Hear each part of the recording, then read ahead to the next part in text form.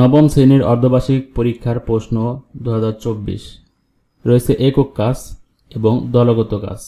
একক কাজে আমরা দেখতেছি একক কাজ রয়েছে সাইবার ক্রাইম বা সাইবার অপরাধ কি। দ্বিতীয় নম্বর রয়েছে ব্রুট ফোর্স অ্যাটাক বলতে কি বোঝো। তৃতীয় নম্বর রয়েছে ডিজিটাল মাধ্যমে সংগৃহীত হয় এমন কয়েকটি অপরাধের নাম উল্লেখ করো। প্রথমে আমরা এক নম্বর প্রশ্ন দেখছি। এক নম্বর প্রশ্ন রয়েছে সাইবার ক্রাইম বা সাইবার অপরাধ কি। আমরা প্রথমে চলে আসবো 28 পৃষ্ঠায় চলে আসবো। 28 পৃষ্ঠায় রয়েছে 28 পৃষ্ঠায় আমরা দেখতে পারতেছি যে সাইবার ক্রাইম বা সাইবার অপরাধ। সাইবার ক্রাইম বা সাইবার অপরাধ সংগৃহীত কম্পিউটার বা ডিজিটাল ডিভাইস ইন্টারনেটে অবশ্যই ব্যবহৃত হয়, আবার কখনো কখনো ডিভাইস বা নেটওয়ার্ক নিজেই সাইবার আক্রমণ শিকার হয়। এখান থেকে আমরা এই যে লাল দাগ দেওয়া আছে এই পদ্ধতি দিতে হবে। এক নম্বর প্রশ্ন, এটা এক নম্বর প্রশ্ন, বই হচ্ছে 28 পৃষ্ঠায়। দ্বিতীয় নম্বর অ্যান্সার, দ্বিতীয় নম্বর প্রশ্ন হচ্ছিল ব্রুট ফোর্স অ্যাটাক বলতে কি বোঝায়। ব্রুট ফোর্স অ্যাটাক বলতে কি বোঝায়।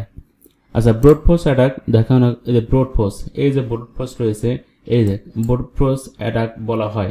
এই দ্বিতীয় নম্বর অ্যান্সার বাস্তব জীবনে একজন চোর যেমন একটি তালিকাভুক্ত রুমে প্রবেশ করার জন্য বিভিন্ন রকম চাবি দিয়ে সেই তালা খোলার চেষ্টা করে, এখান থেকে এই ব্রুট ফোর্স অ্যাটাক বলা হয়। এ পদ্ধতি হবে। এটা হচ্ছিল 29 পৃষ্ঠায়, 29 পৃষ্ঠায় এই প্রশ্নটা রয়েছে 29 পৃষ্ঠায়। তৃতীয় নম্বর রয়েছে ডিজিটাল মাধ্যমে সংগৃহীত হয় এমন কয়েকটি অপরাধের নাম উল্লেখ করো। ডিজিটাল মাধ্যমে সংগৃহীত হয় এমন কয়েকটি নাম উল্লেখ করো। তৃতীয় নম্বর অ্যান্সার রয়েছে 29 পৃষ্ঠার শেষের দিকে। ডিজিটাল মাধ্যমে ব্যবহার হয়, সচেতনতার কোনো বিকল্প নেই।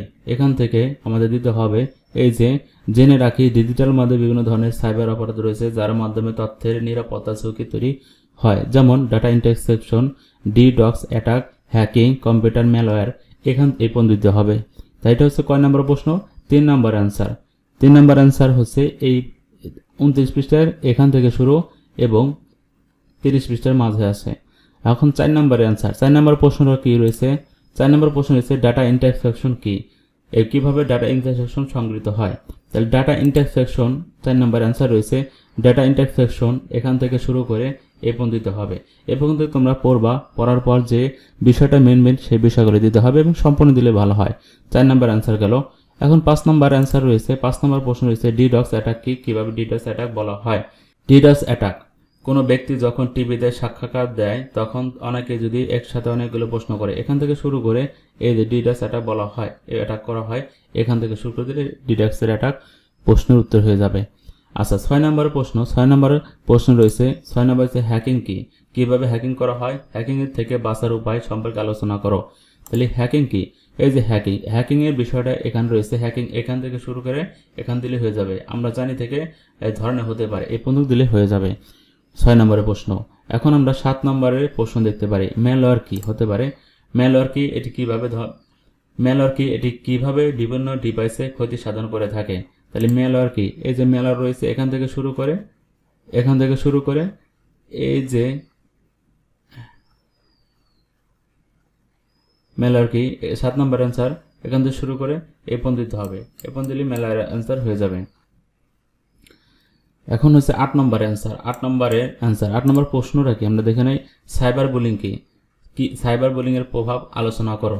সাইবার বুলিং কি, 8 নম্বর রয়েছে সাইবার বুলিং। সাইবার বুলিং, এই যে সাইবার বুলিং বলা হয় ডিজিটাল পদ্ধতি ব্যবহার করে।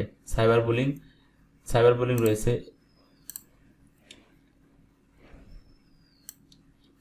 এই সাইবার বুলিং ব্যবহার করা হয়। সাইবার বুলিং এখানে রয়েছে, সাইবার বুলিং এটা দিলে হয়ে যাবে 8 নম্বর অ্যান্সার। এখন আমরা 9 নম্বর অ্যান্সার জানবো। 9 নম্বর হচ্ছে ফেক নিউজ কি হতে পারে। এই প্রশ্নটা কি, ফেক নিউজ কি, ফেক নিউজ যাচাইয়ের উপায় কি। ফেক নিউজ দেখো এটা 33 পৃষ্ঠা রয়েছে। ফেক নিউজ রয়েছে কত পৃষ্ঠা, 33 পৃষ্ঠা। আমরা ফেক নিউজ এখান থেকে শুরু করে এই পর্যন্ত দিতে হবে। ফেক নিউজ এই পর্যন্ত দিতে হবে।